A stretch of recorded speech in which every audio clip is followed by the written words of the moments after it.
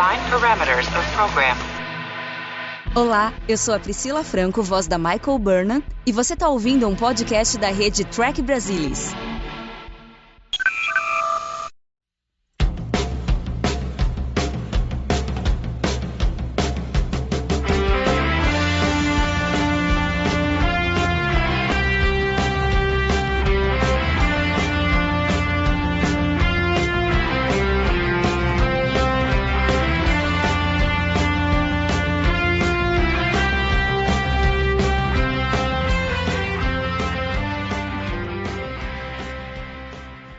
Olá, sejam bem-vindos ao Balde do Odo, o podcast da rede do Trek Brasilis para falar sobre Deep Space Nine, a melhor série de Jornada nas Estrelas. E hoje nós vamos falar sobre o 15º episódio da 4ª temporada, Bar Association. E hoje estão comigo aqui o mesmo time da semana passada, quer dizer, de 15 dias atrás, Luiz Castanheira. Olá, Luiz. Boa noite a todos, sempre bom estar aqui. Alexandre Bortolucci. Olá, Ale. Olá a todos, vamos aí para mais um episódio. E a participação especial aqui da Roberta Maná. Seja bem-vinda novamente aqui ao Balde, Rô. Muito obrigada, mas eu quero dizer que se vocês não me chamarem de novo, eu vou fazer greve. Pode deixar. Já está até agendado aqui, tá bom? Para a gente não correr esse risco.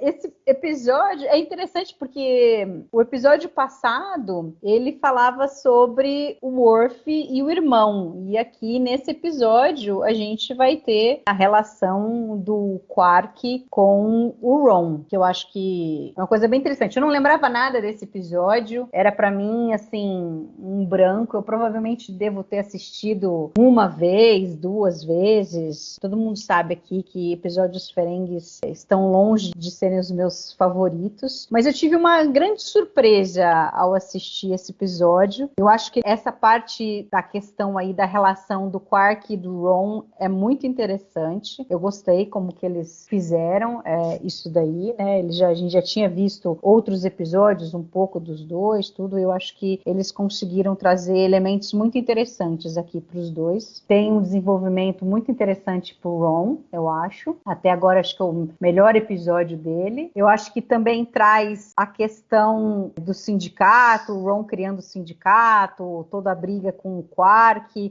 tema atualíssimo. Os trabalhadores sempre têm que se unir e lutar contra a exploração, então eu acho que isso daí é interessante. E aí depois tem a história B menor ali do Worf, mas que também tem pontos importantes para o personagem. E eu acho que, tirando uma ou outra coisinha que eles fizeram assim, mais de graça, que em geral eu não sou muito fã, mas eu acho que o episódio é muito mais sério do que a gente pode pensar de um episódio Ferengue. A gente sempre espera o episódio Ferengue ser aquela comédia zona, aquelas coisas, às vezes até meio sem noção, meio exagerada. Mas eu no geral, eu gostei bastante do episódio. Começar com a nossa convidada, então. Rô, quais são, assim, as suas impressões, assim, quando você assistiu e agora, se você teve uma reação diferente? É que você não assistiu faz tanto tempo esse episódio, talvez. Quando você assistiu Deep Space Nine, não é tanto tempo atrás. Então, talvez não dê para ter, assim, uma percepção de diferença, assim. Não sei. O que você acha?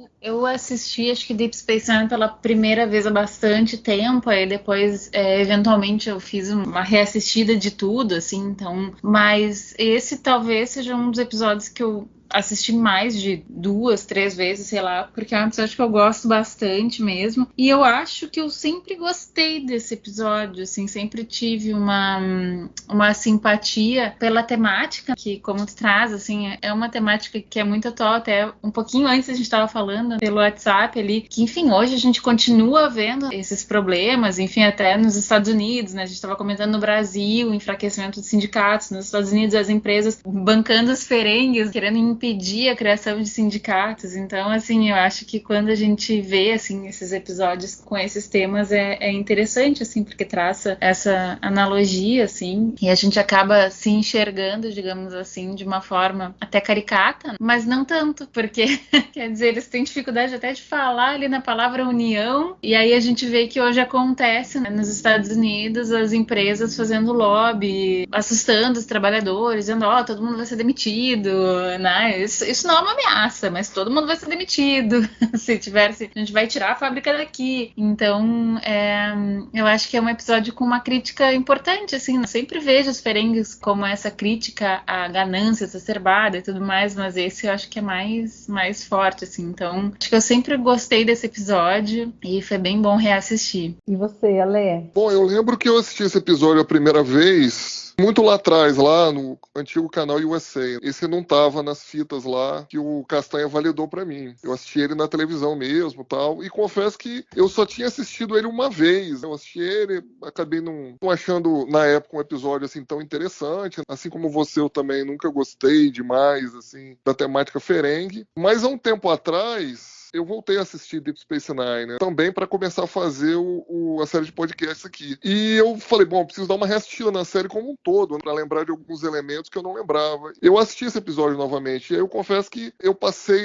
a ver ele de uma forma diferente. Tinha alguns elementos nele que eu na época não percebi, e depois de você já ter um certo conhecimento da série também, eu acho que, assim, aparentemente, ele pode se mostrar um episódio despretensioso, mas simbolicamente ele é importante. Acho que não só para jornada, pelo tema aí de sindicato, enfim, né, luta de classes, mas também ele tem vários pontos que são abordados que serão importantes para o curso de Deep Space Nine até o final da série. Então, a gente depois vai poder entrar um pouco mais no detalhe, mas, assim, ele acabou ganhando uma importância, na minha visão, que eu não tinha percebido anteriormente. Então, vai ser legal comentar sobre essas coisas aqui. Acho que esse acaba sendo um daqueles episódios que ficam meio escondidos dos trackers, dos fãs, mas que tem a sua relevante importância aí para a Jornada nas Estrelas. E você, Castanha? A lembrança que eu tinha era um episódio medíocre. Eu reassisti hoje e, de modo geral, é um episódio bem medíocre. Eu acho que o que fica é a questão dos irmãos e o Ron deixando de ser ali um garçom ali no Quark,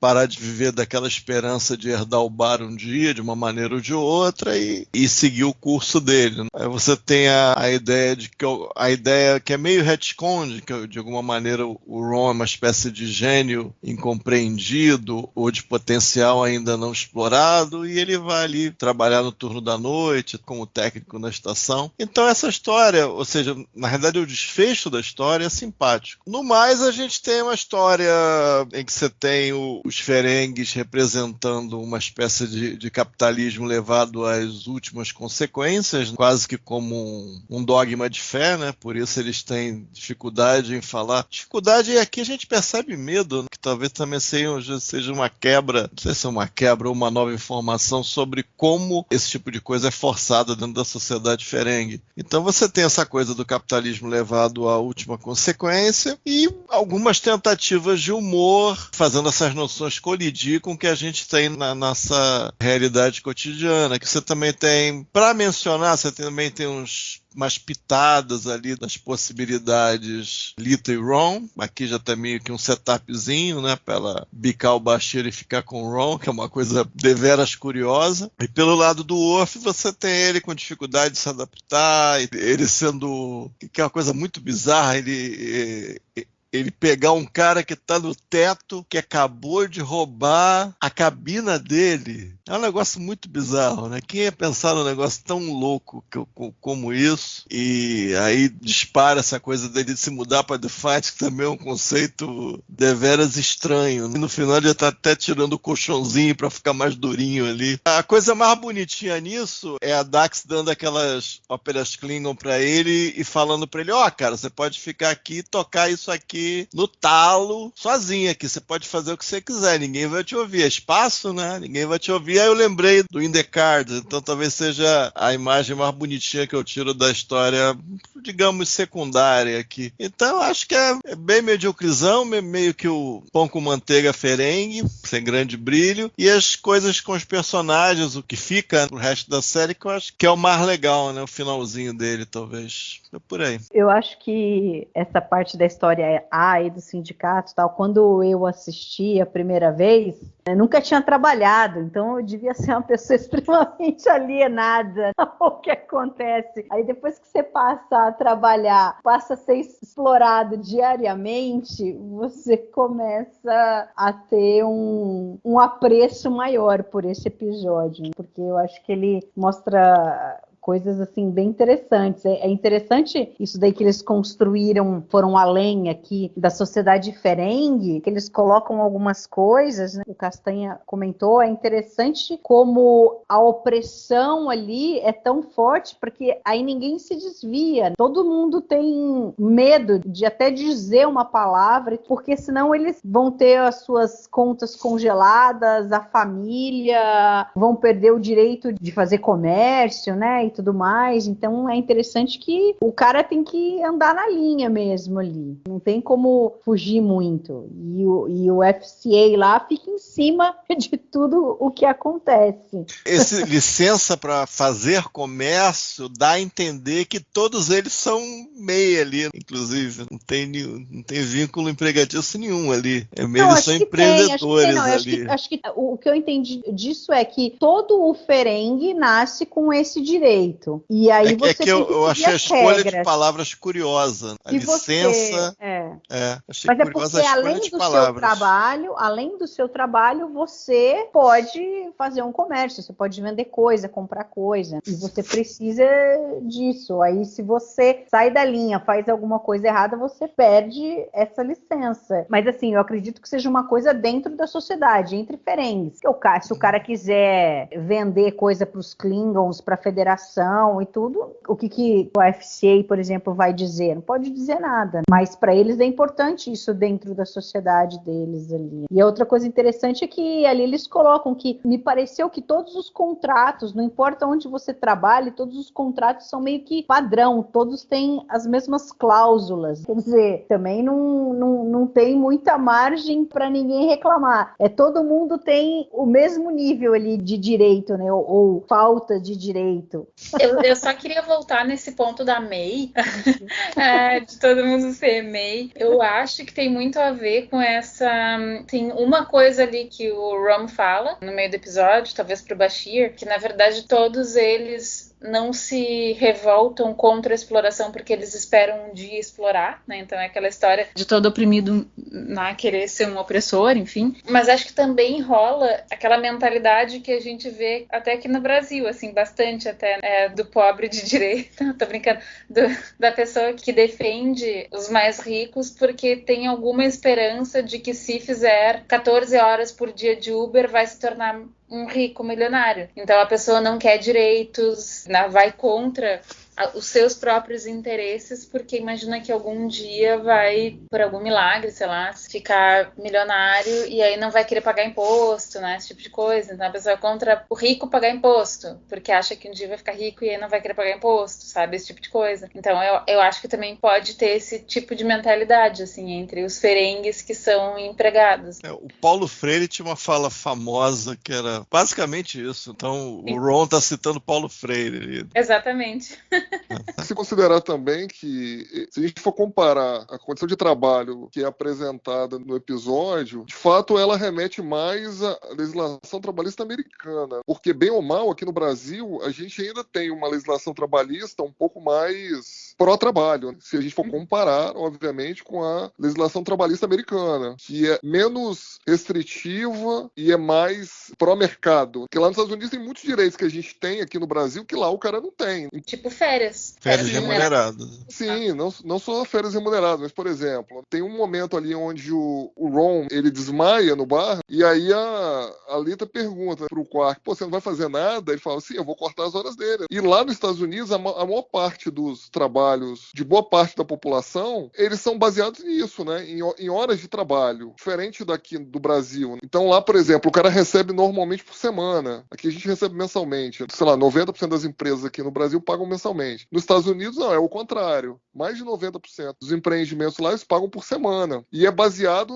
no trabalho em horas. E lá o limite de horas é muito maior do que aqui no Brasil. Então, aqui tem a questão da hora extra, salubridade. Lá não. E se a gente for considerar o que acontece no episódio, ele espelha mais uma realidade americana, se a gente for comparar com a nossa realidade aqui. É claro que a gente precisa melhorar muito ainda. Hoje em dia ainda, século XXI, 2024, a gente ainda ouve falar sobre trabalho escravo, às vezes terceirização, quarteirização de grandes empresas que terceirizam ou quarteirizam o trabalho, e você descobre, sei lá, que uma grande empresa lá, multinacional, terceirizou, quarteirizou um trabalho, e esse trabalho quarteirizado está sendo prestado com análogo à escravidão. Mas, assim, você imagina se a gente não tivesse uma legislação que os empresários consideram como protetiva, né, o trabalhador. Imagina se não tivesse, né? Ia ser aqui realmente sangue, né? Tiro, porrada e bomba. Mas então, voltando aqui à análise do episódio em cima da sociedade americana, a gente precisa lembrar também que há não muito tempo tinha havido ali uma greve de roteiristas, né, que impactou ali Hollywood. A gente atualmente acabou de passar por isso, né? Em 2023 teve a greve aí que impactou, inclusive, o cancelamento de série, né? Atraso no lançamento de filme, porque lá eles entendem que a única forma de... Os Estados Unidos é o país mais capitalista do mundo, né? Então, se você não fizer força também para conseguir alguns direitos lá, realmente fica mais difícil, porque a legislação trabalhista é menos abrangente que a brasileira. Não sei se abrangente seria o termo, mas é menos protetiva que a legislação brasileira. Então é interessante também. Quem escreveu o episódio, né, o Ira Behr e o Robert Hewitt Wolfe, eles comentam que eles vieram de famílias sindicalizadas. O próprio Robert Hewitt Wolfe comenta, né, que a mãe dele acho que era lá do sindicato lá das enfermeiras, tal, que chegou aí em greve com a mãe dele quando ele tinha 7 anos de idade. Então eles tinham essa cabeça, né, uma cabeça mais pró-trabalhador, pró-sindicato, porque eles passaram por isso, no caso, como escritores há não muito tempo. E da equipe de roteiristas de Deep Space Nine na época, tanto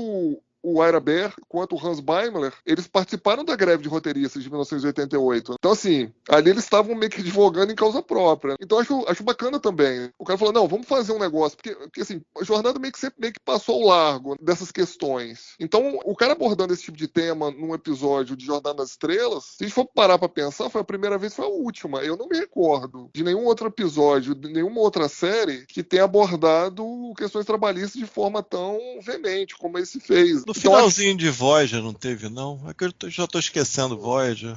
No finalzinho de Voyager não teve alguma coisa lá dos hologramas? Na verdade, foi direito dos hologramas. Aí eu acho que aí tem mais a ver com o direito de existir, né? De poder existir. Tipo o que fizeram com Data, você tá falando? Não tô lembrando direito.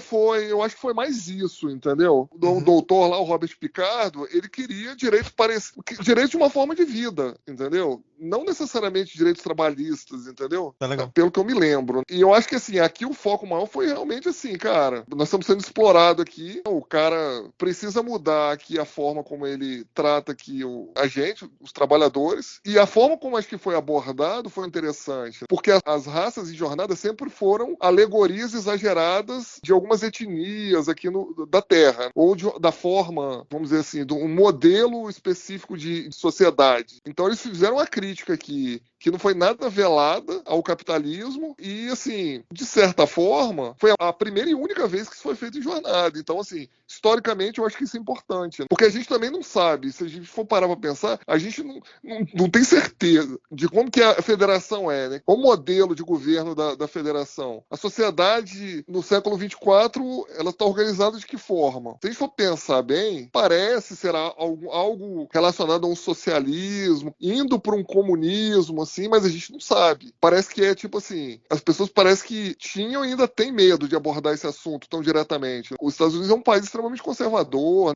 metade do país realmente tem uma visão bastante conservadora, entendeu? Então, a gente tinha lá nos anos 40, nos anos 50, da sociedade americana, umas caças bruxas, né? Em relação ao comunismo, ao socialismo, né? Que era um bicho de 7 cabeças. E cara, eles tiveram que ter coragem para fazer esse episódio. Nós estamos falando de um episódio que passou quase 30 anos atrás. Se hoje em dia ainda eles tomam alguns cuidados para falar sobre isso, cara, você imagina 30 anos atrás. Então acho importante, historicamente, esse assunto ter sido abordado dessa forma, sem a gente ter muitos dados de como funcionava a sociedade no século 24, principalmente a federação. Então, assim, acho que esse episódio, quando a gente for separar por importância os episódios de Deep Space Nine, esse episódio tem o seu lugar. É interessante que você falou, porque quando eles escreveram, lá no meio da década de 90, era realmente retratando como a sociedade americana. E pra gente, talvez, ainda tinha alguma coisa que, óbvio, a gente, ainda mais nessa época, você tinha uma luta, os sindicatos eram muito mais fortes, eles estavam sempre em cima, greve, os metalúrgicos, os professores. Eu tenho muita lembrança aqui, porque tanto meu pai quanto minha mãe eram professores do estado, da universidade, então era toda hora, tinha greve, tudo, né? Então eu estava sempre dentro, da mesma forma que o Ira e o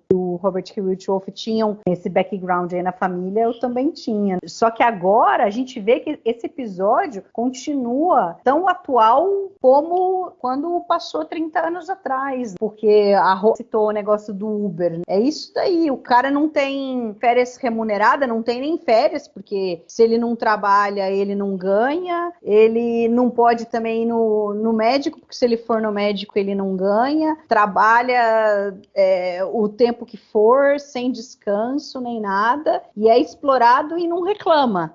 É muito louco, né? Isso daí. Inclusive, tem uns que reclamam de quem quer dar direitos para eles, né? Porque eu já peguei um Uber do cara reclamando, não, porque se o governo botar direito, não sei o quê, porque a gente não vai poder trabalhar 12 horas. Eu fiquei pensando, nossa, é verdade.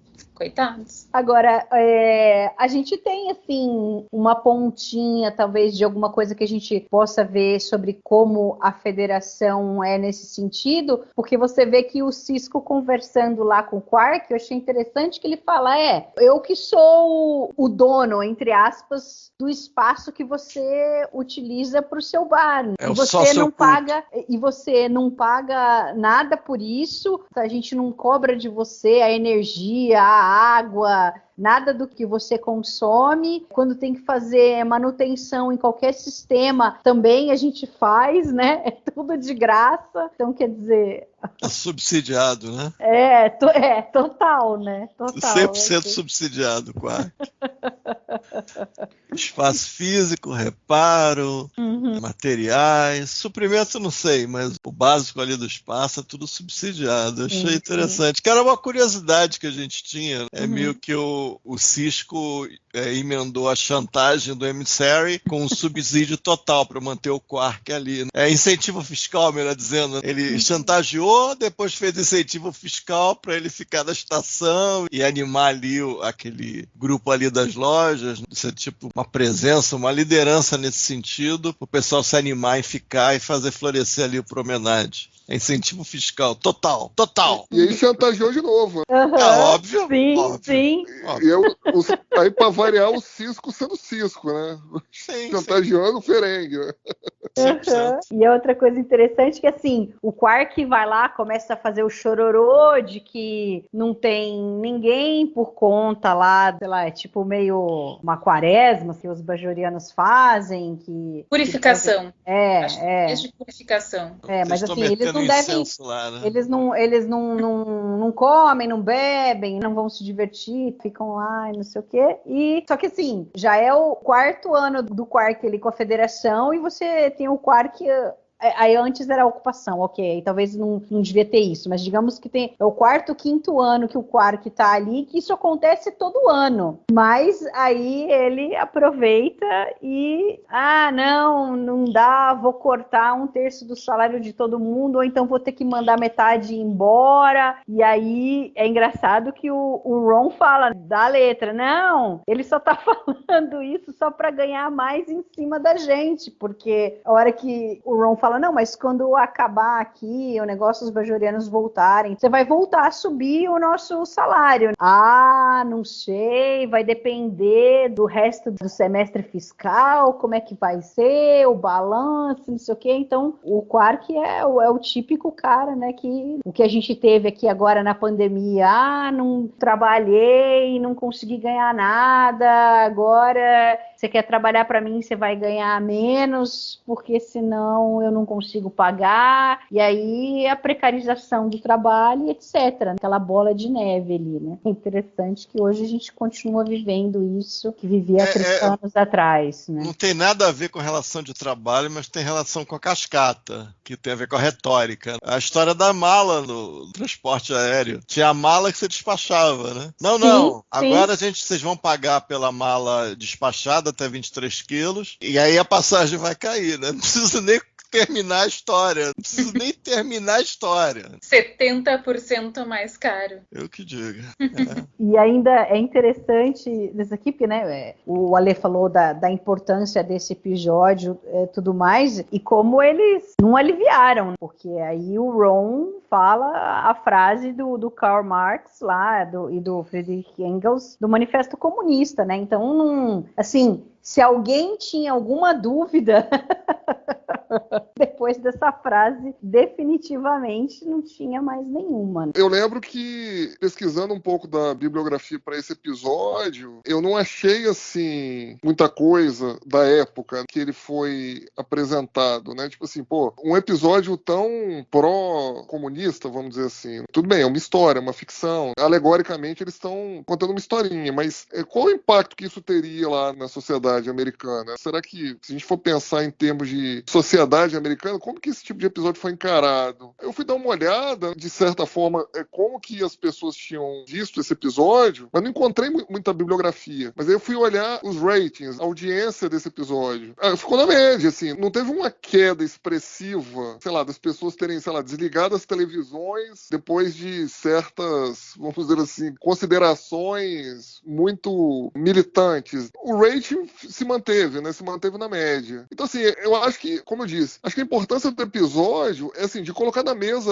esse tipo de discussão, entendeu? E, de novo, nós estamos falando de 30 anos atrás. Se hoje já é meio cabeludo você tocar nesse tema lá, tudo bem, tá polarizado, igual tá no Brasil, cara, sempre esteve polarizado. Os Estados Unidos sempre foi um barril de pólvora. Desde que, no final da Segunda Guerra Mundial, os Estados Unidos sempre teve problemas sérios lá na sociedade deles. A briga lá dos direitos civis, enfim, a questão lá do racismo inerente lá na cultura americana. Assim, se a gente for olhar do ponto de vista... Teve muita rejeição esse episódio? Não. Se a gente for olhar em números, não teve, entendeu? O episódio não foi menos assistido por causa disso. Porque o rating lá, como que ele era medido? Para ele contar que assistiu o episódio, ele tinha que manter o equipamentozinho lá ligado e a televisão dele pelo menos 75% do tempo naquele programa. Então, para medir a audiência, não basta você só preencher um formulário, como era lá nos anos 60. Você tinha um equipamentozinho na sua casa que você permitia com que lá o Nielsen colocasse e você ligava isso na sua televisão e você tinha que manter o programa pelo menos 75% do tempo ligado naquele programa para contar, entendeu? Valeu. Esse domicílio assistiu esse programa aqui, esse episódio. Então, assim, acho interessante isso. Você olhando sociologicamente, tipo assim, as pessoas entenderam a intenção, né? Tudo bem, é um episódio de TV, mas a gente tá conversando sobre algo aqui que não é cômico do jeito que parece ser. É algo um pouco mais sério. E não houve uma debandada por causa disso. Aí também não sei se demograficamente, quem assiste Jornada tende a ser um pouco mais, sei lá, liberal, não sei. Não, inclusive eu acho que se esse episódio... eu entendo, assim, quando tu diz que naquele tempo também existia polarização, mas eu acho que não chega perto do que é hoje, né? E eu tenho uma impressão diferente, assim, um pouco diferente das pessoas que assistem.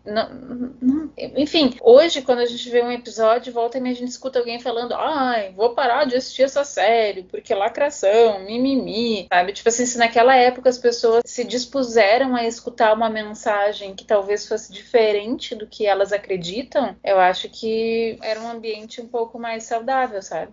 Eu, por exemplo, eu gosto de ler os comentários na página do Jammer, que ele faz lá o comentário do episódio, e aí tem o pessoal lá comentando. Que masoquista. A maior parte das pessoas ali que falaram mal do episódio, que não gostaram, é porque o cara não gosta do tema, entendeu? Porque ele fala, que Jornada nas Estrelas tá tá falando sobre política. falando sobre política, colocando coisas sobre o comunismo, socialismo, sei lá o quê, entendeu? Eu não cheguei a olhar no IMDb as notas, mas eu já percebi em outros, por exemplo, no Special Victims Unit lá, sempre quando tem algum episódio que é muito mais político, que traz algum tema mais assim, eu já vi o pessoal sentando a bucha e dando nota 0, assim, pro episódio. Aí você vê que é um puta do episódio bom e a média é bem mais baixa do que outros, porque eles acham que não deve ter isso, entendeu? É muito mais por causa dos Estados Unidos, né, dos democratas e dos republicanos. Então, você vê que o cara é republicano e aí ele não gosta de temas que são tratados, entendeu? Eu acho que esse episódio aqui, talvez na primeira exibição, às vezes passa meio desapercebido, ou, por exemplo, o pessoal mais jovem, às vezes assiste e tá olhando o episódio com uma outra visão, entendeu? Aí talvez quando você vai assistir de novo, você começa a ter uma opinião a respeito. Então, talvez, né, os ratings lá, quando teve no início, acaba que não teve um impacto. Eu não sei, por exemplo, o Rejoined, que a gente falou sobre isso, porque foi um episódio que eles receberam muita carta do pessoal reclamando. Então, eu acho que talvez pro público de Jornada nas Estrelas, talvez um episódio como o Rejoined tenha causado um impacto maior do que Bar Association. Não sei. O Rejoined, ele foi até melhor, mas era um outro momento da temporada, era o início da temporada e tal, então ele foi, assim, em termos de audiência, de público, ele foi até melhor do que esse aqui. Mas era, como eu disse, era outro momento da temporada. Mas, Mari, eles dividem muita audiência por demografia. Uhum. Então eles pegam jovens adultos até adultos não tão jovens assim, né? Perto dos 50. Então, assim, me causa surpresa, como eu disse, porque você tá pegando um nicho grande da população, principalmente masculina, adulta na época, que era quem mais assistia televisão, e você não ter tido um impacto direto. Porque, como você falou, eles começam a citar essas questões mais militantes logo no começo do episódio, entendeu? A gente já sabe no começo que vai ser um episódio com um viés, tudo bem, tem a questão lá humorística, vamos dizer assim, porque os Ferengues estão envolvidos, mas eles optam desde o começo de colocar questões sociais. E assim, não houve debandada, como eu te disse. Porque se o cara troca de canal, fala assim, cara, não vou assistir isso não, entendeu? Eu não tô aqui pra assistir política, eu tô aqui pra eu curtir, eu não quero ver política agora, eu vou trocar de canal. Isso impactar diretamente na medição do rating, isso não aconteceu. É porque eu não sei se eu consegui me fazer muito claro em relação a isso. Não, ficou claro. É só que é a primeira assistida, o cara quer assistir até o final também. É difícil a gente entender. Eu precisaria saber quantas vezes esse episódio foi assistido novamente, que é algo que a gente não tem como medir, não tem essa medida. Ah, não, esse episódio aqui a pessoa assistiu uma vez, não assistiu nunca mais. Aí esse outro aqui a pessoa assistiu já 10 vezes, esse outro ela assistiu 5, entendeu? Então pode ser que, sei lá, o pessoal vai lá e acaba assistindo porque quer assistir do começo ao fim o episódio, mas depois nunca mais vai querer ver. Falar, não, isso não gostei desse episódio, não vou assistir de novo. E sobre as notas dele, né, que você perguntou, na verdade ele ficou na média, no IMDb pelo menos, que é o site que você pegou como referência aí, ficou numa média acima de 7, então ele ficou, por exemplo... bastante.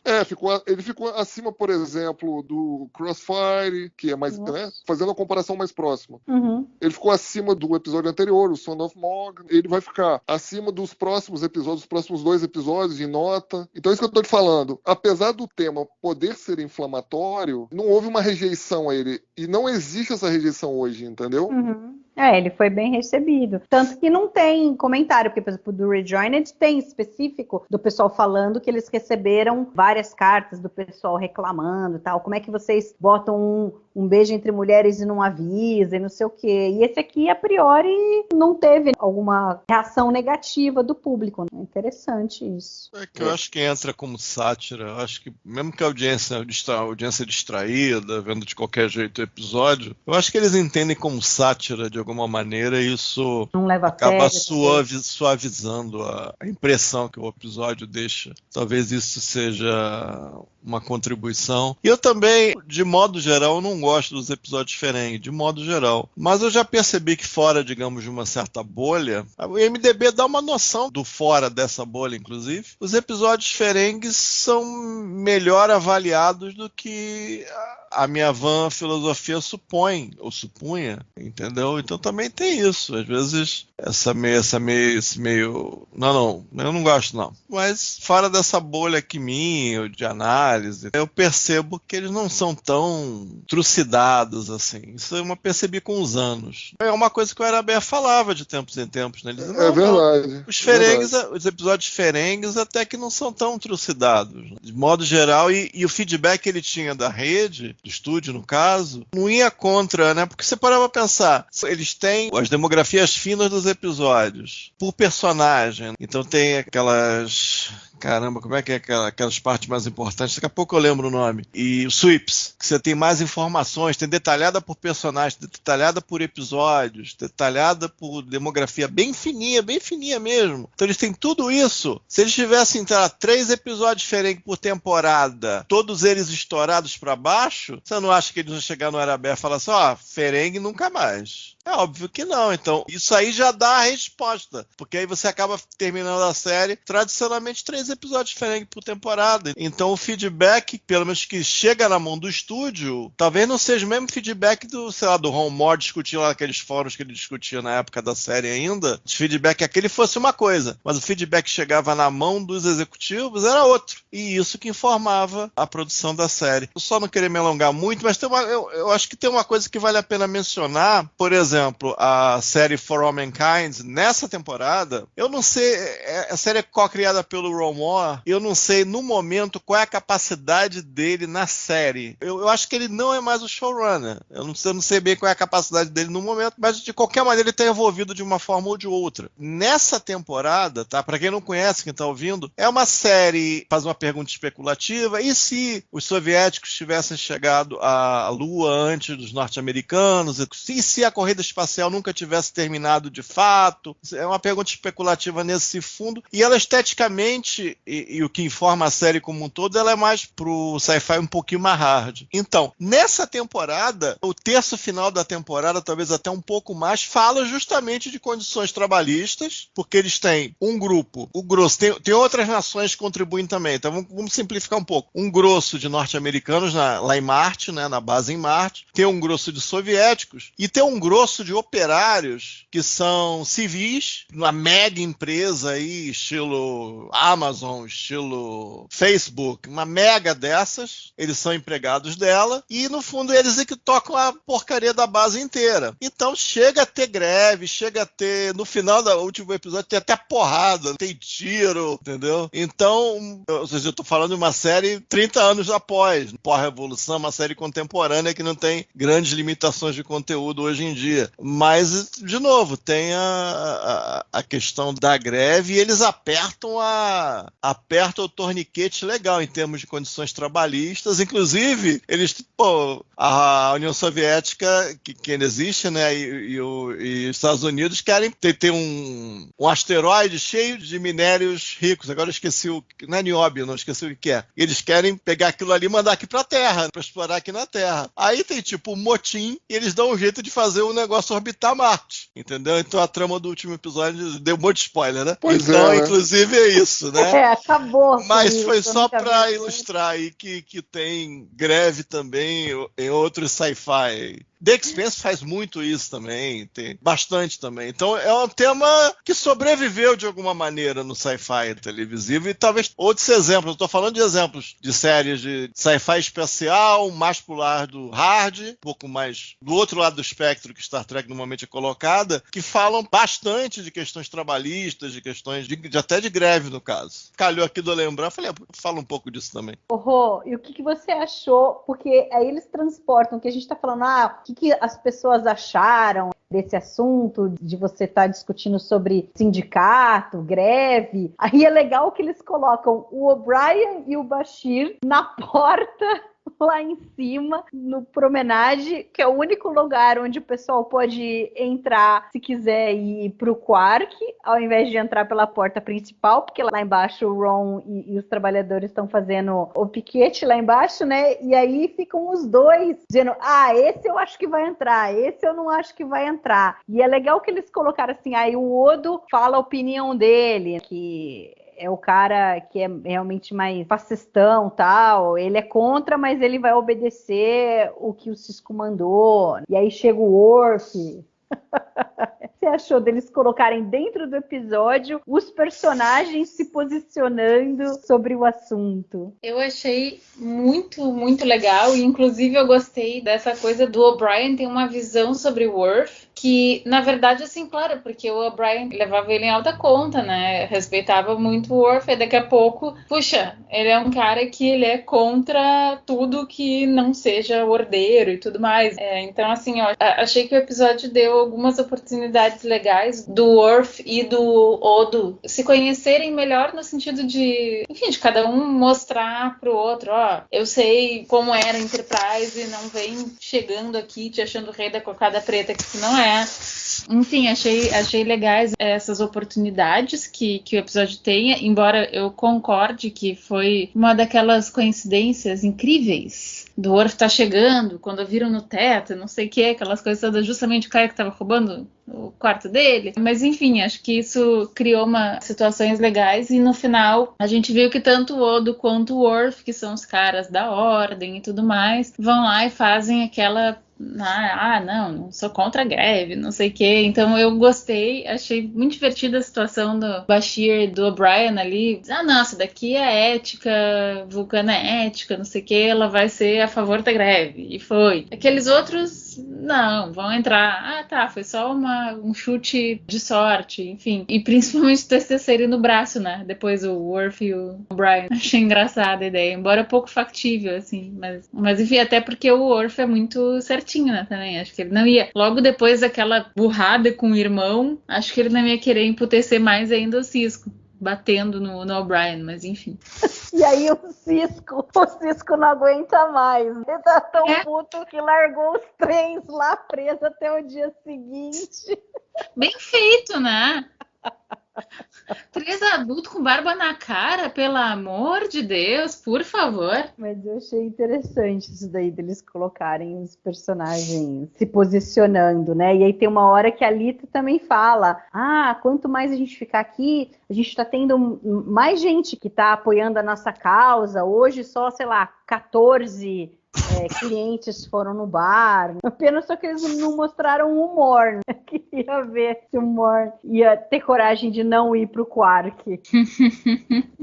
E engraçado, né? Porque o Armin Shimmerman, que aqui é o cara que é o contra a greve, que explora os seus trabalhadores, ele é um cara do sindicato, né? Ele é do SAG, então faz parte do conselho e tudo. Então é interessante que aqui ele tá do outro lado, né, do que normalmente ele é na vida real. E aí, que mais? Do Worf, eu acho interessante porque ele já vinha do episódio passado com todas as coisas que aconteceram com o irmão, e aí aqui acontece o negócio do roubo, e eu adorei aquela cena dele com o Odo, eu achei muito boa, porque o Worf só se ferra com o Odo, que ele vai na inocência querendo dizer, não, porque na Enterprise isso não acontecia, porque ele tá bravo, né, com a situação ali na Deep Space Nine, ele tá incomodado com a estação e tudo, com a falta de privacidade, e aí ele vai dizer que na Enterprise isso não acontecia. Cara, o René faz uma cara tão fantástica, ele dá um sorrisinho e pega o pad e começa a procurar, e aí ele começa a falar várias situações que aconteceram na Enterprise. Eu achei essa cena, assim, uma super sacada. E o bom é aquela hora que ele pergunta, assim, ele olha bem sério, pergunta, preciso continuar? E aí ele se engole, seco, e diz, não precisa, tá tudo bem. É um dos favoritos, já tava ali, ele só clicou, já veio. Sim, tava sim. preparado. Ele tava. Parecia que ele esperava que isso ia acontecer um dia. Sim. E é legal que daí o Worf vai conversar com o O'Brien, né? Eu também achei isso interessante. Porque aí você mostra a visão de cada personagem que é diametralmente oposta pela mesma situação. O Worf incomodado aqui, como as coisas são desorganizadas, como tudo acontece, ele também não tá contente que, fizemos vários ajustes aqui na Defiant, mas ainda não tá perfeito. E aí o O'Brien fala pra ele, ele fica surpreendido, que o O'Brien fala, lá na Enterprise que era ruim, lá eu não fazia nada, eu ficava o dia inteiro esperando acontecer alguma coisa lá na sala de transporte. De transporte. Né? Aqui toda hora acontece, eu tenho 300 coisas para consertar, mas isso ocupa o meu tempo, faz com que eu sou necessário aqui. Exatamente. Então, eu gostei dessa parte. E aí, depois vocês comentam também mais aí do Worf, e eu acho que é legal também que eles continuam desenvolvendo aí a relação dele com a Dax, e aí é bonitinho, né, mesmo, que no final ela deu a fita, a famosa fita. Aí eu montei uma fita aqui pra você ouvir as minhas músicas favoritas. Isso me lembrou muito época de adolescente, que a gente gravava a fita e dava pra alguém que a gente gostava pra a pessoa ouvir as músicas que gostava, porque nada mais do que foi isso que ela fez. E aí eles continuam lá com a conversa das armas. É interessante isso daí. São coisas corriqueiras do dia a dia, assim, mas que eu acho que acrescentam aos personagens. Ale, Castanha, vocês querem comentar alguma coisa a respeito dessa parte? Eu comentei que eu lembrei do In The Cards, né? Se bobear, era a mesma, como é que fala? Playlist que a já dizia deu pra ele. É a continuidade disso, ela meio flertando, chegando de mansinho, meio que análogo ao que acontece com a Alita e o Ron, meio menos estranho. A Alita e o Ron é mais estranho, creio eu. Mas é bem simplesinho, não tem muito o que dizer não dessa trama do Worf. Eu acho estranho, né? O cara lá roubando e é curiosa a sensação dele não conseguir ficar dentro da estação e querer ficar reservadamente dentro da Defiant, né? Ele se sentir melhor ali. Não sei, é uma coisa que poderia ser interessante se fosse explorado a psicologia do que realmente está acontecendo, né? Ou seja, levar um pouco mais a sério isso. Mas aqui não existe essa preocupação de levar muito a sério, não. Ele não se sente muito bem, por algum motivo. Ele acha que ali ele vai se sentir um pouco melhor. Talvez a referência dele de ficar numa nave mal ou bem é arquitetura federada, as coisas funcionam mais ou menos como ele está acostumado. Mas não tem algo assim... O material não traz algo psicológico assim mais profundo, mas... sem familiaridade, talvez. Até agora ele não percebeu nada dos avanços, entre aspas, da Jadzia, isso vai caminhando. É aquele negócio do dente, eu acho que foi aquele que o Nog vendeu para ele, inclusive. Mas uma coisa que eu não sei, é naquela celinha, pareceu que só tinha um assento. Como é que eles dormiam um ali, tiraram no palitinho, os outros dormiram no chão? Como é que foi aquilo ali? O que vocês acham? Eu acho que eles fizeram turnos. Turnos, né? Meu Deus. Essa é a dúvida maior aí da história. E o Sisko bem legal, bem coerente com ele. Tipo, não, tu tá de sacanagem 2 semanas seguidas, você de novo? Não. Fica aí, meu filho.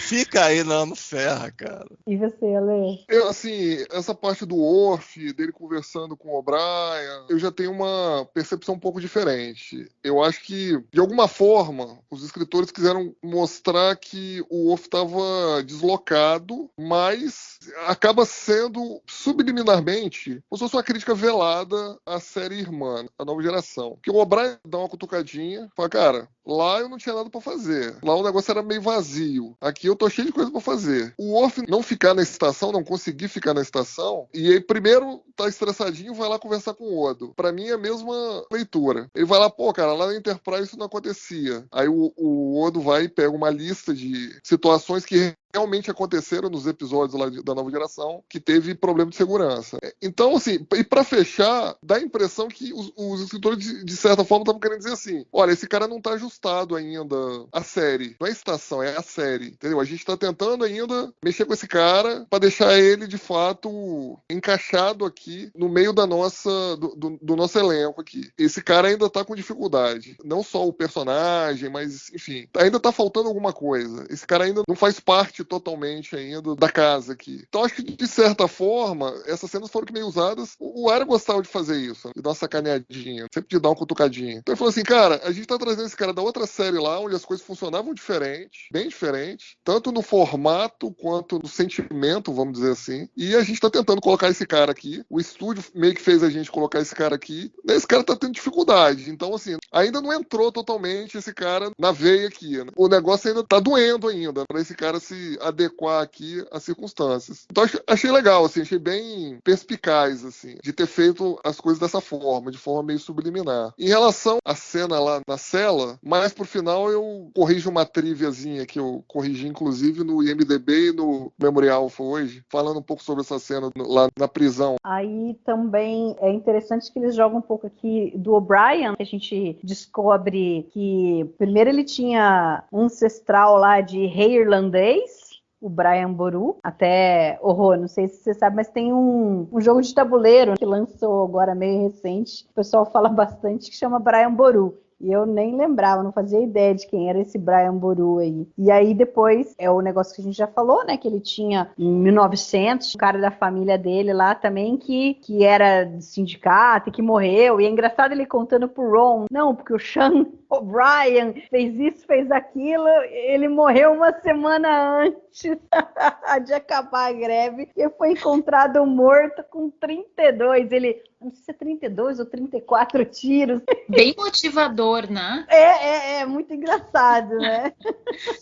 A cara do Ron. Mas o Ron depois não se deixou levar por isso. Porque ele falou assim, não, a gente vai ser herói aqui e tal, igual o Sean O'Brien. Achei legal. E aí eles colocam também, continua aquela coisa do O'Brien e do Bashir indo na Holosuite e tal, e que a gente vai ter um payoff dessa história no episódio seguinte. Vai ser legal. E aí a gente tem, acho que é uma outra parte do episódio que eu acho que é bem importante, que é a relação de irmãos ali do Quark e do Ron. Eu gosto bastante que eles colocam no início, que a gente sempre vê o Quark sempre trata mal o Ron, é sempre aquela coisa assim, e aí ele deixa muito claro para ele, não, aqui no bar você não é meu irmão, você é meu empregado. Mas ao longo do episódio, conforme as coisas vão acontecendo, e a hora que o Brunt chega e que o Quark acha que de repente o Ron pode sofrer as consequências pelo fato de estar em greve, ele vai lá todo meio preocupado, falar com o Ron, não sei o quê, e o Ron, é interessante que ele fala pro Quark assim, né, você fica me fazendo me sentir um idiota, não sei o quê, pra você se parecer importante. Aí o Quark, não, eu só queria fazer de você um ferengue melhor. E aí tem alguma outra hora também, é legal quando o Quark vai lá tentar subornar o Ron, é bem Quark, né? Tentar pagar o irmão pra ele acabar com a greve. E eu não sei se é nessa parte ali, mas o Ron fala, não, eu não sou seu irmão. Aqui a gente tá tratando, eu sou seu empregado. E devolve pra ele a coisa, assim. E aí no final culmina, que eu achei muito legal, do Ron pedindo demissão e procurando outro emprego, porque ele percebe que ali no bar ele vai ser sempre tratado diferente. Ele não quer ser tratado como empregado, ele quer ser tratado como irmão mesmo. Ele fala,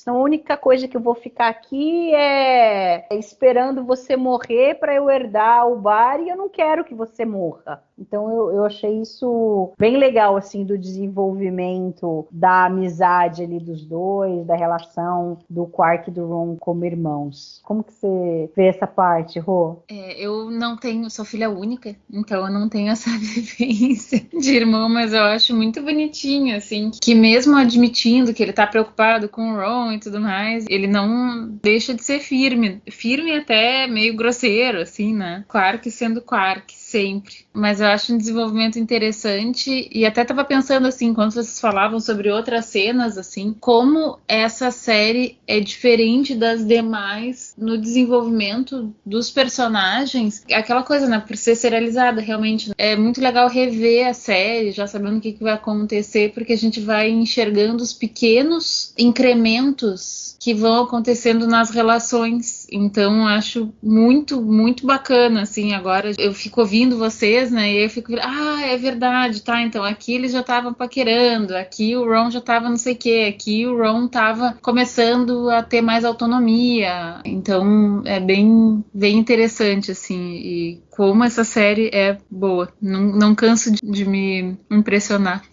E Castanha, para você nem isso daí se destacou muito no episódio, assim, essa relação dos dois? Vou voltar um pouquinho no que você falou. A coisa do suborno, eu já li menos como uma metáfora e mais como uma coisa real, né? Porque você tem impasses de greve, essa coisa de suborno tá longe de ser alguma coisa metafórica, isso acontece direto. Aí quando a greve termina e aquelas demandas não são cumpridas, aí tem a categoria, às vezes fica pé da vida, fica especulando. Não, o cara levou algum aqui para voltar, a gente não queria voltar, a gente voltou, mesmo assim eles arrumaram um jeito de voltar, e daí vai. Então é uma coisa bem, bem real, eu acho. Eu acho que são duas coisas. Uma, que eu acho que a atuação aqui do Max Gronczek nesse episódio, eu achei que não foi o ideal. Eu não sei se ele botou uma máscara um pouco mais dura, um pouco mais rígida aí, porque percebeu que o roteiro demandava alguma coisa mais séria, e eu não sei se foi a coisa mais adequada. Tem algumas cenas em que ele tenta ser aquele cara motivador, inclusive com essa mesma máscara que torna ele um pouco mais, não dizer raivoso, mas com mais pegada. Eu acho que não teve o efeito do cara motivador, do cara que está colocando aquele grupo ao seu favor e de acordo com o movimento,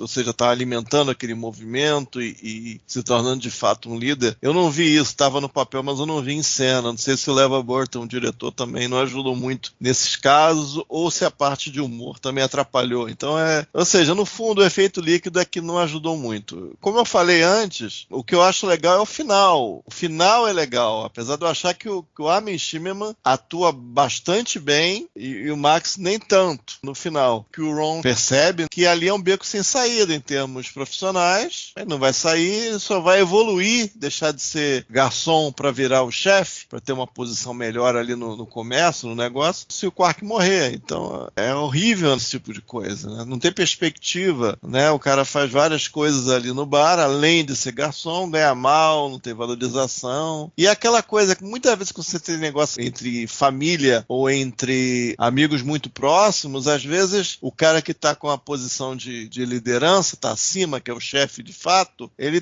tem uma maneira especial de dizer quando ele diz nós, quando ele diz eu e quando ele diz você. E essa maneira particular de fazer, estou dizendo assim em termos mais gerais, em outras situações também, isso aí vai gerando um ressentimento muito grande ao longo do tempo. Então a pessoa, se tem sentimentos fortes pelo irmão, tipo assim, não, essa situação é profissionalmente horrível e pessoalmente é horrível, porque eu vou acabar odiando, vou querer matar o meu irmão. Se bem que, se eu me lembro bem, ele já tentou matar o Quark, mas foi outro momento. Então, eu acho que a decisão é bem embasada, não foi a decisão porra louca. Não, vai embora, entendeu? Eu vou fazer isso, eu vou fazer aquilo. De vez em quando, acho que o Harry Kim tinha essas noções assim, eu vou fazer um negócio diferente aqui, eu vou me tornar isso ou aquilo. Acho que o Harry Kim, eu não estou lembrando o melhor exemplo agora. Mas é isso, a base é boa, faz sentido ele sair ali do bar, não foi uma coisa caprichosa, né, da parte dele, ou arbitrária. Ele ser ali o técnico, apesar de sempre a genialidade dele é meio que... A genialidade e a caracterização inicial dele, que acabou sendo mudada, ele era bem mais raivoso, eu acho, no trato com as pessoas, com os humanos principalmente. Como a questão do Nog. O Nog, o ideal, acharam a parada dele. Ele ir lá pra academia, apesar da gente não ter um embasamento legal, assim, o Nog foi meio... apareceu. Aqui, curiosamente, você tem um embasamento um pouco melhor. Você sente a decisão dele, você sente uma base pra decisão dele. E a decisão dele pra série foi benéfica, porque ele sendo ali o técnico, ele pode ajudar a interagir com o O'Brien,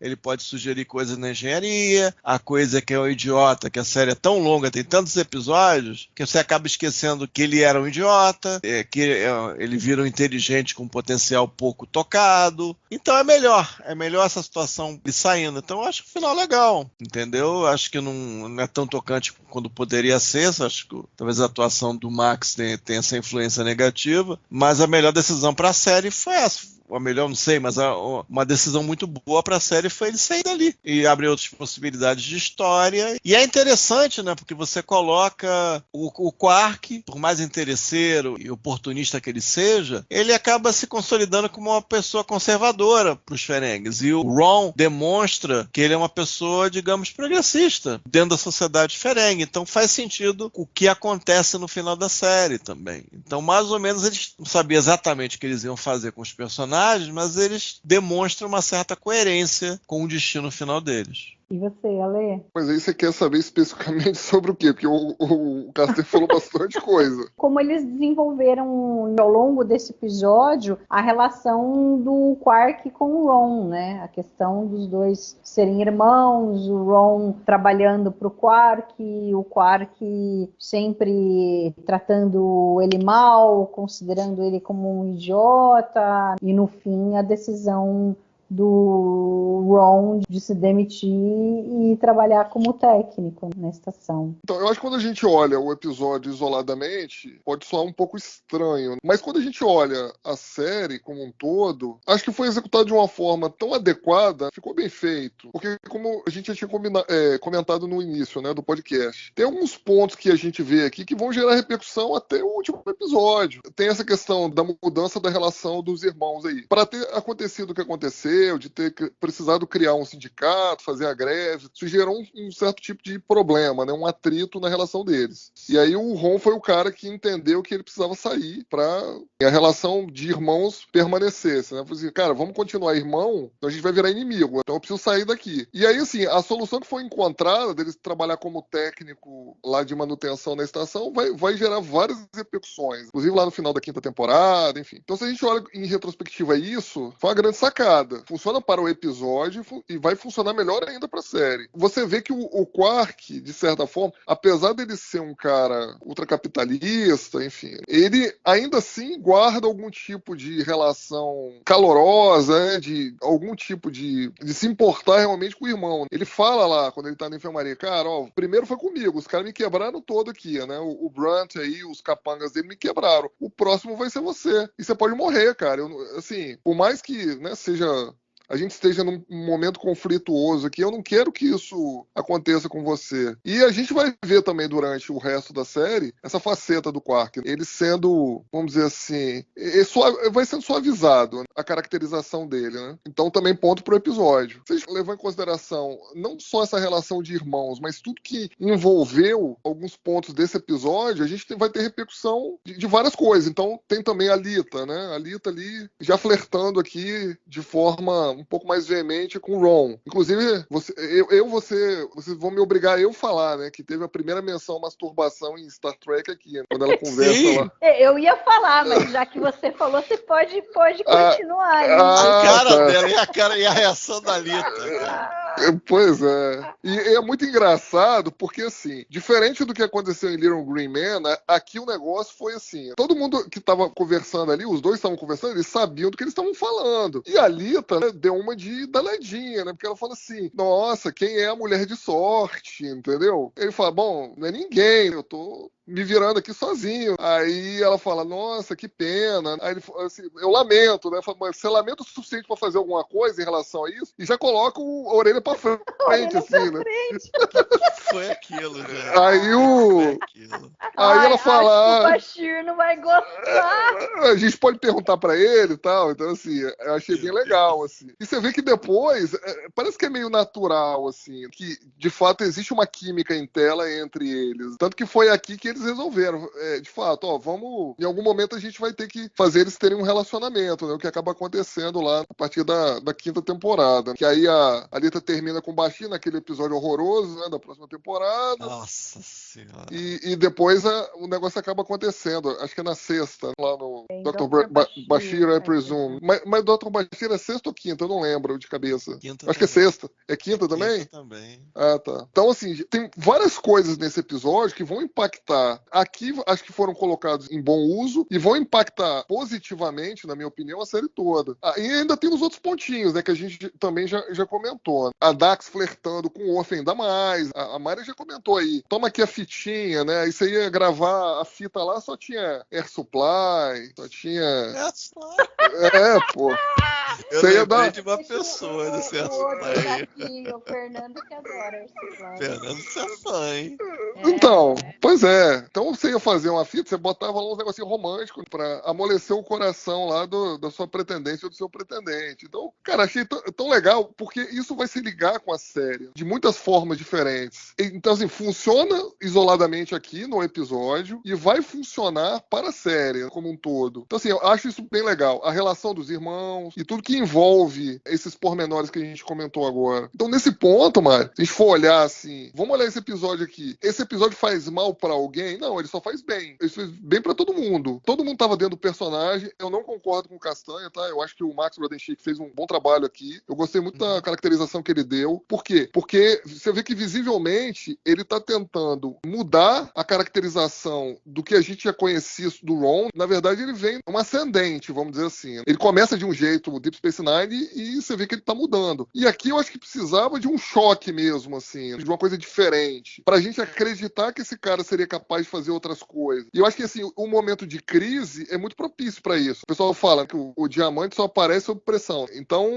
eu acho que foi bem aqui, ele foi bem. Acho que foi crível. Acho que a forma como ele interagiu, principalmente com a Armin Shimmer, mas com o resto do elenco também foi muito boa. As cenas lá na enfermaria com o Bashir, depois ele conversando de novo lá quando o O'Brien tava lá. A própria caracterização dele, já mostrando ali um certo interesse na Lita, também achei bem incrível. Eu acho que, assim, na minha opinião, tá? Não tem nenhum ponto, assim, que você fala assim, não, aqui ele tava fora, muito fora do personagem. Eu acho que não. Eu acho que ele sentiu a necessidade de ter essa virada, entendeu? Pelo roteiro, né? Falou, vamos virar, esse cara vai virar outra coisa agora. Até aqui ele era o Ferengue lá, ele era o garçom lá no bar do quarto. Era um figurante, praticamente. E agora não, agora ele vai ser outra coisa. Então, assim, eu acho que ele fez a interpretação dele de uma forma, ele conseguiu vender essa nova faceta do Ron. E outra coisa que a gente, assim, se a gente for olhar aqui o episódio de forma mais tradicional, mesmo as cenas cômicas, elas não influenciam negativamente. Porque às vezes o humor ferengue é um negócio meio, como que eu vou dizer, meio insosso, inócuo, né? Um negócio meio pastiche, assim. E aqui não, cara. Acho que as cenas que a gente tem aqui de humor mesmo, como essa cena que a gente comentou, elas são postas a serviço dos personagens também e da trama. E essa cena aí que você comenta,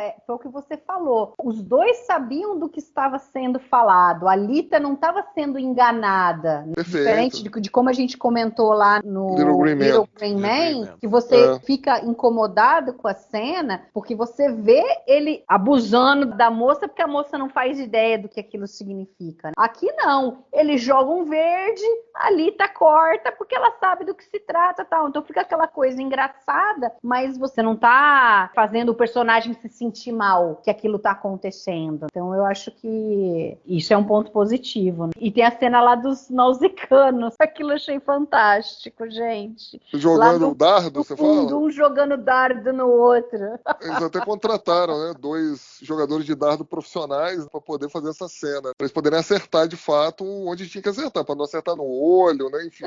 Não matar o outro.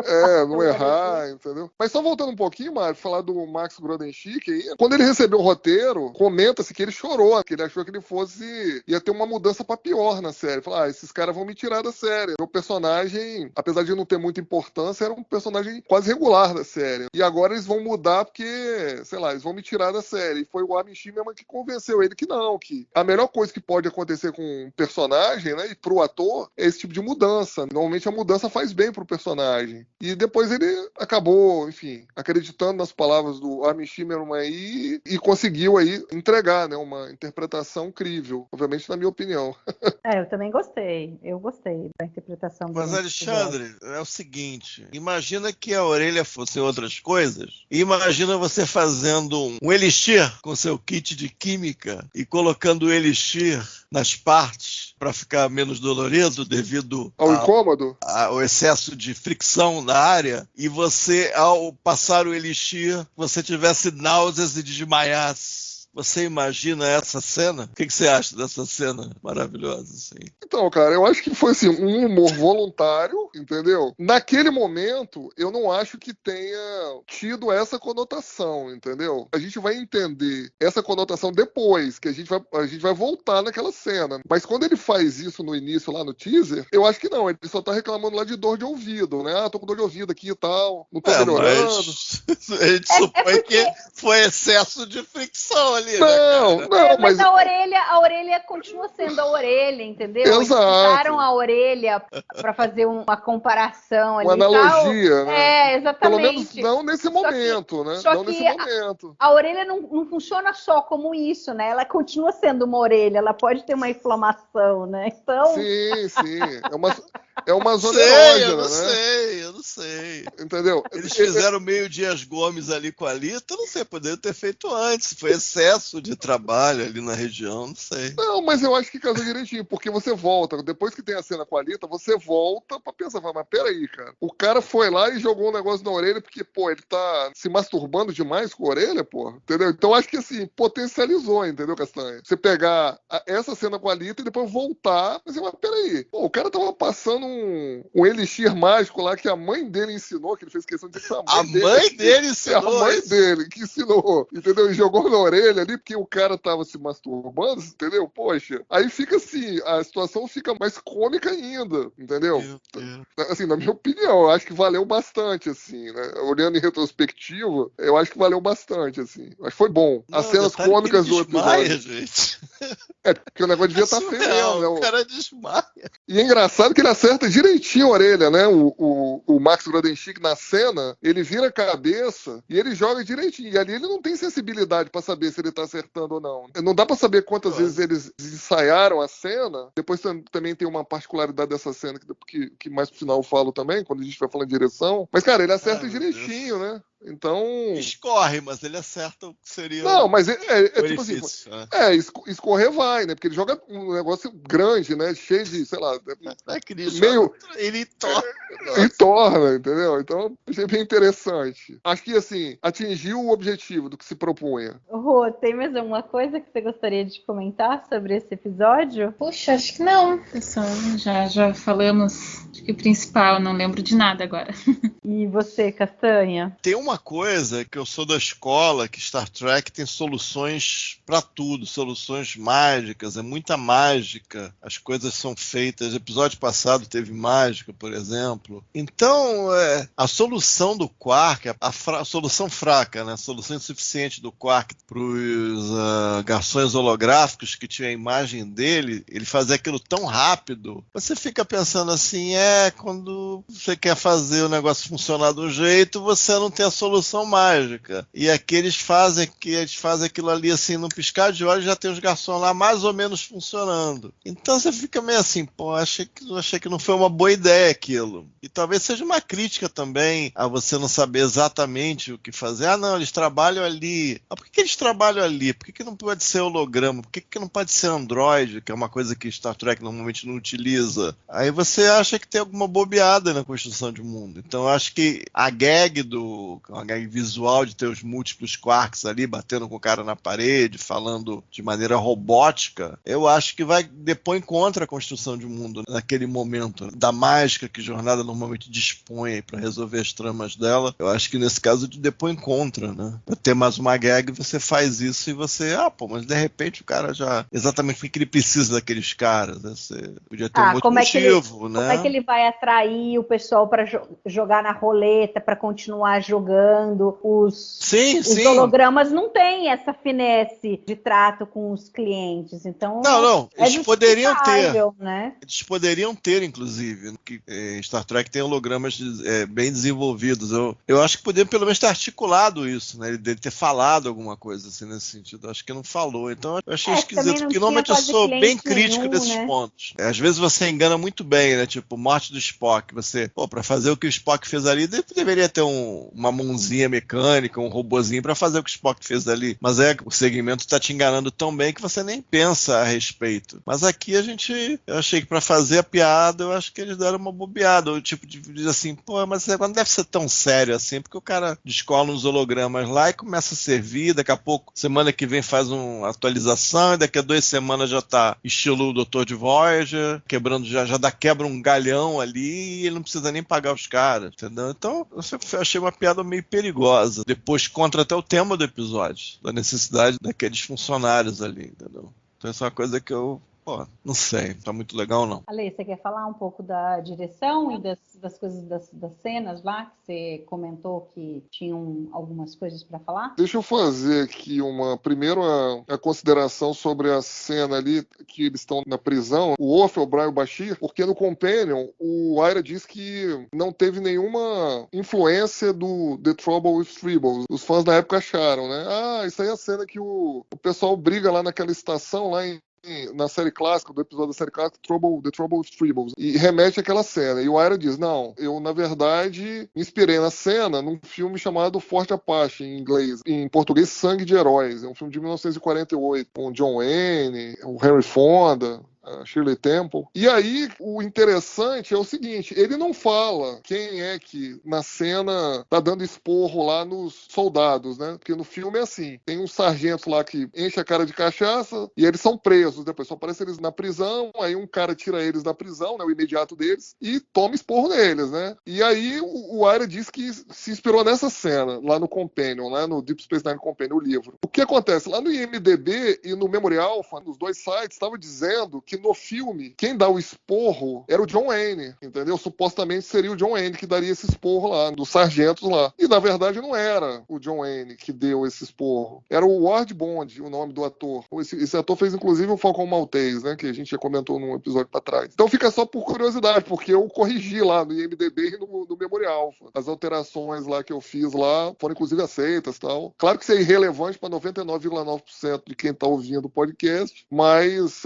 tava lá uma referência errônea que precisava ser acertada. Sobre a direção, Mari, cara, eu achei que o papel que o LeVar Burton fez aqui nesse episódio foi sensacional, cara. Assim, olhando o episódio, ele usou e abusou de plano sequência. Então, no teaser, como eu tinha comentado, ele já faz 2 planos sequências emendados com um corte só. Cada plano sequência de mais ou menos 1 minuto. Então, por exemplo, quando começa ali o episódio, tá ali no bar, aí aparece a Lita pegando uma ficha de látinum que caiu no chão, aí você vê o O'Brien e o Bashir chegando. Então, isso tudo é um plano sequência, ou seja, não tem corte. Depois aparece o O'Brien e o Bashir subindo ali as escadas. Aí depois é que vai cortar pro Quark, aí tem um corte ali, o Quark olha pro salão dele vazio, e depois volta. Aí já volta lá o Ron chegando, por detrás do bar, pra fazer lá a poção mágica lá pra passar no ouvido. Então essas 2 cenas, com um pequeno corte que tem entre elas, tem mais de 1 minuto de duração. Isso no teaser. Então a gente tá falando de quase 2 minutos de filmagem quase que direta, né? E depois ainda ele faz... Logo depois, né, da abertura, né, tem o teaser, ele tem a abertura lá, com a música lá da estação, e aí já aparece na enfermaria. Essa cena na enfermaria, que ele fica conversando com o Bashir, e tem um enfermeiro lá, um médico lá,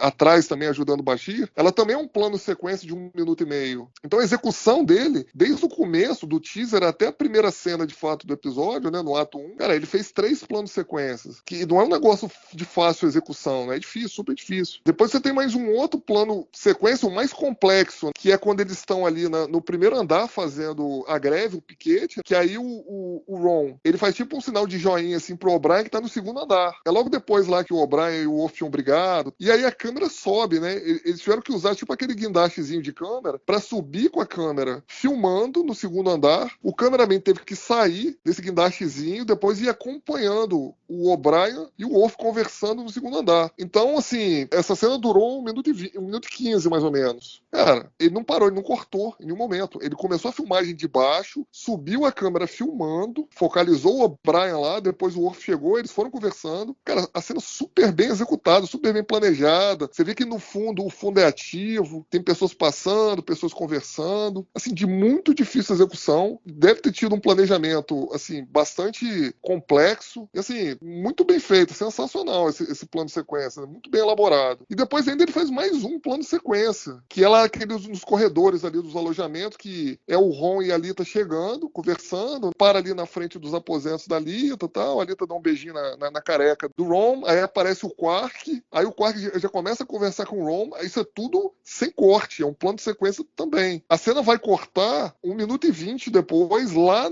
quando o Quark empurra o Ron na parede. Então, assim, o LeVar Burton fez 5 planos de sequências, cara, num episódio de 40 e poucos minutos, e todos eles com 1 minuto ou mais. Então, assim, pô, ele tava com vontade de trabalhar, cara, nesse episódio aqui. Tem outras cenas também, né, que ele filmou legal. Tem uma parte lá da reunião do sindicato, a última reunião, que ele filma de cima, ele pega um ângulo totalmente incomum, então ele filma de cima, então você vê todo mundo enquadrado ali, todo mundo que tá participando da reunião enquadrado, por cima. Então, assim, eu gostei muito da direção dele, assim. Tecnicamente foi nota 10. Eu acho que ele ajudou bastante o Max Grodenchik aqui. Acho que a atuação do Grodenchik foi boa. E os outros já sabiam o que estavam fazendo, né? Então, assim, pra mim, como a do episódio da semana passada, tecnicamente, a direção desse episódio foi nota 10 também. Arrebentou. E tem uma curiosidade sobre a gravação, que a gente sempre fala, né? Que a gravação é sempre muito apertadinha. Tem que gravar lá em 8 dias, mais ou menos. Cara, ele parou a gravação porque tinha uns monges budistas que foram visitar as filmagens desse episódio. Aí ele falou, pessoal, tem uns monges budistas aí, cara, vamos parar a gravação, vamos lá bater um papo com os caras lá, pra pegar lá a vibe dos caras. Cara, ele parou a gravação, foi todo mundo lá conversar com os monges budistas, cara. Então, assim,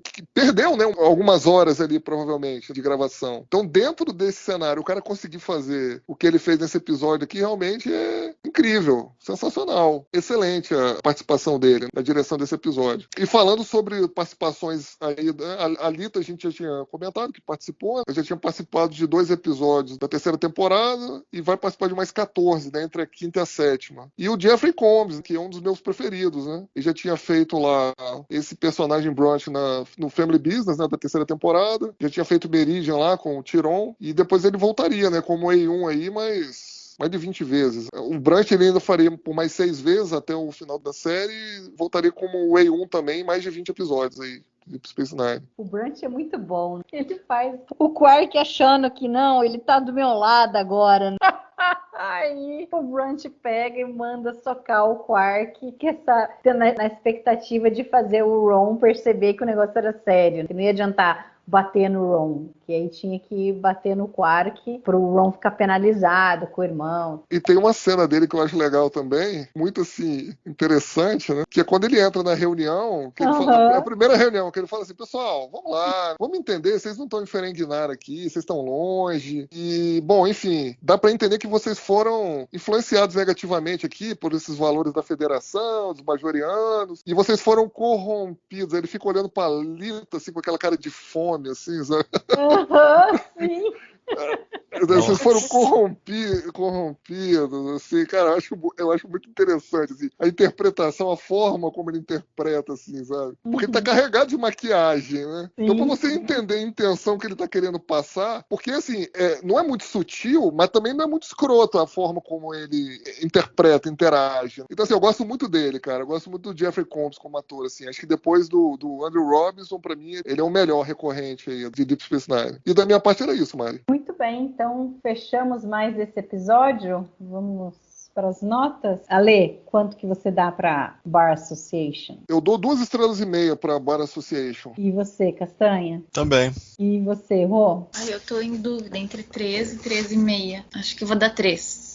Eu, assim, bem inesperado da minha parte, né? Eu me surpreendi, assim, de forma bem positiva com esse episódio. Eu fico na dúvida entre 2,5 e 3, assim. Talvez 3 seja não sei, um pouco demais pro meu gosto de episódios ferengues, mas eu, por exemplo, Little Green Man, eu acho ele mais interessante como episódio. Esse daqui, ele traz essa coisa dessa discussão sobre os sindicatos e tal, que eu acho que é muito corajoso da parte deles e muito importante essa discussão toda, assim. Mas não é um episódio que eu falo assim, vou querer assistir mais vezes. Mas não é um episódio que eu falo, putz, tem que assistir de novo. Não, isso não vai acontecer. Eu acho que ele me surpreendeu positivamente. Eu acho que vou ficar com 2,5 também, estrelas. Muito bem. Então, muito obrigada pela participação. Não se preocupe que lá por março, se tudo correr bem, você volta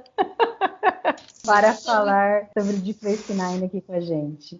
Maravilha, agradeço pelo convite e até a próxima. Ale, valeu pelo bate-papo. Valeu, até a próxima. Castanha, sempre um prazer ter você aqui para a gente conversar sobre Deep Space Nine. Prazer sempre meu e já já a gente volta. Muito bem, obrigada a você que ficou nos escutando até agora. Não deixe de comentar lá na página do Trek Brasilis, no YouTube, o que você acha desse episódio, o que você acha do que a gente discutiu aqui. E a gente se vê daqui 15 dias para falar sobre um episódio interessantíssimo que eu gosto demais. Finalmente voltamos a falar um pouco sobre os bajorianos. Muito bem, até lá. Falou!